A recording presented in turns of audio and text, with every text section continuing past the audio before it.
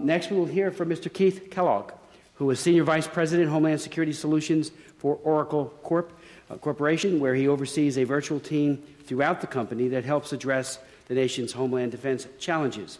Mr. Kellogg, a retired U.S. Army Lieutenant General, joined Oracle last July after a decorated 32-year Army career that concluded as Director of Command, Control, Communications, and Computers for the Joint Chiefs of Staff.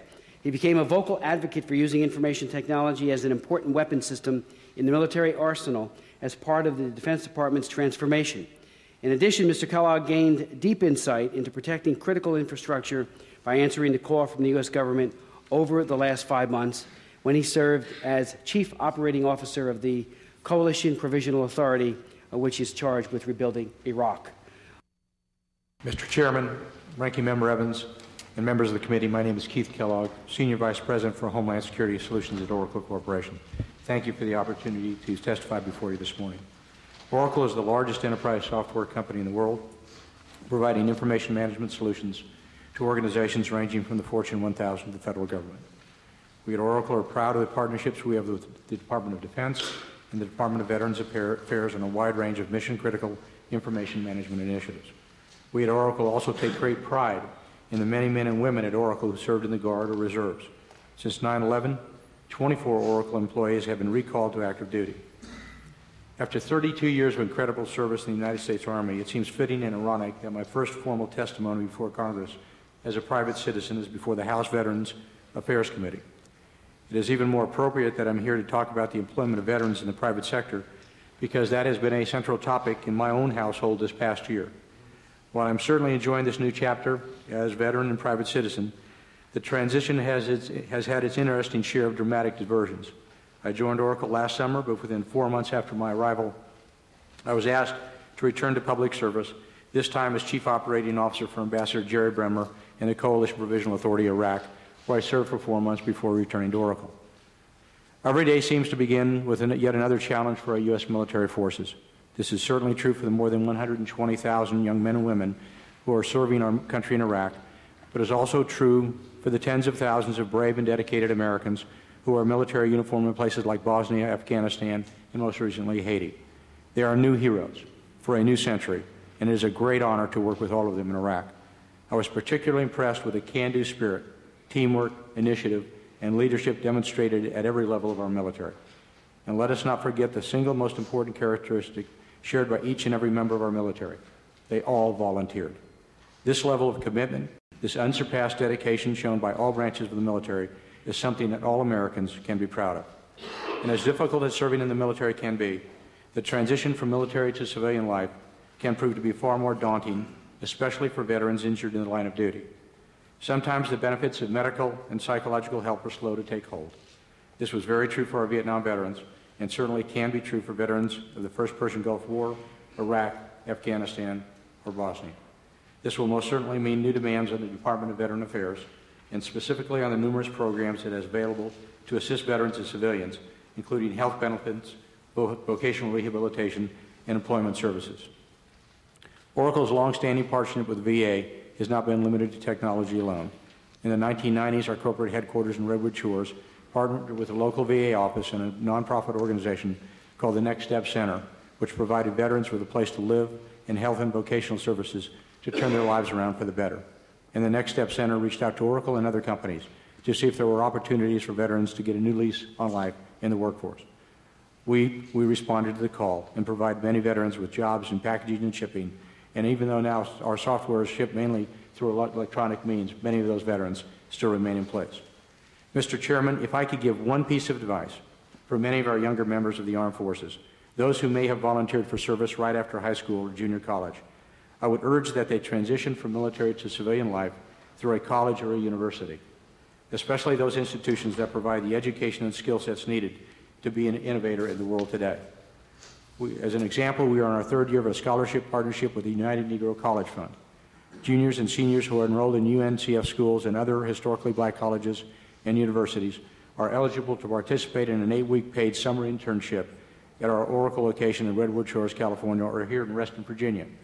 Students are assigned summer projects in the areas of software engineering, marketing, business administration, finance, accounting, and human resources. And upon successful completion of the internship, students are eligible to receive a $10,000 scholarship to cover tuition and other school expenses. When it comes to technical training, though, there is no substitute for a college education.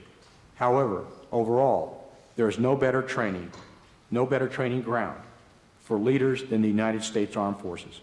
And it's very clear that Oracle's Chief Executive Officer, Larry Ellison, sees former military officers as central to the company's current and future success, for many of our senior officers have served in the military before.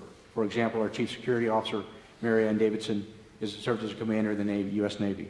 Our President, Chuck Phillips, was a graduate of the Air Force Academy, and Kevin Fitzgerald, my boss, is a former fighter pilot. The value of former military personnel and leaders to Oracle is obvious and cuts across a number of levels. Who can better help Oracle understand the complexities of the mission requirements than veterans? And this value extends beyond the direct partnership with DoD. In fact, military's men and women are exposed to large-scale operations, background of the difficult times in the military. We are proud to serve with him and work with him, and there is no question that we at Oracle look forward to working with you and the Department of Foreign Affairs to ensure that today's military leaders, young and old, can make a smooth transition to become tomorrow's citizens and leaders. Thank you again for the invitation to appear before you today. If I may make a comment, and just returning from Iraq and also just after the service I've had, and I served 2 combat tours in Vietnam, and I also served a combat tour in Panama, and I was in the First Persian Gulf War, and again, as I said, I came back. I've never seen a more well-adjusted, disciplined, trained, or more intelligent force of American men and women than we currently have in the American military today. They are a credit to the American people. They are a credit to their mothers and to their fathers and to their related families. And I think more than anything else, they would be a great credit to anybody who hires them in the business world. I think the quality of the young men and women we have today has never been higher, nor have they been they're better adjusted. And I think they're probably better adjusted than the average American, because they understand the world as it is today. They understand reality. They're disciplined. They're trained.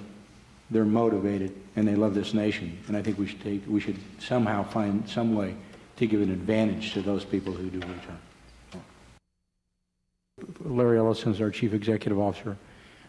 Chuck Phillips is an African-American former fighter, graduate of the United States Air Force Academy.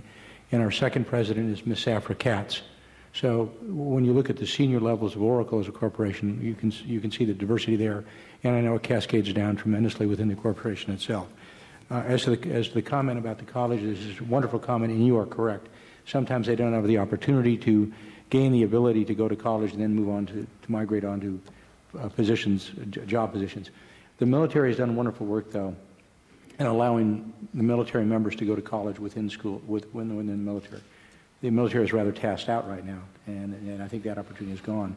But I still come back to the fact that the ability, if you can get to the schools, it's critical, because the advantage it gives you as you come into there, having a military background as a veteran and also a college education.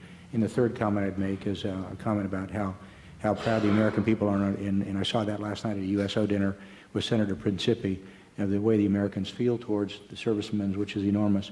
And in fact, in my family, I'm even more proud, because my daughter, as a personal comment, will be attending the United States Military Academy this year as a plebe. And I didn't force her to go. She went because she said she looks at how America looks at her service members, and she wants to be part of that.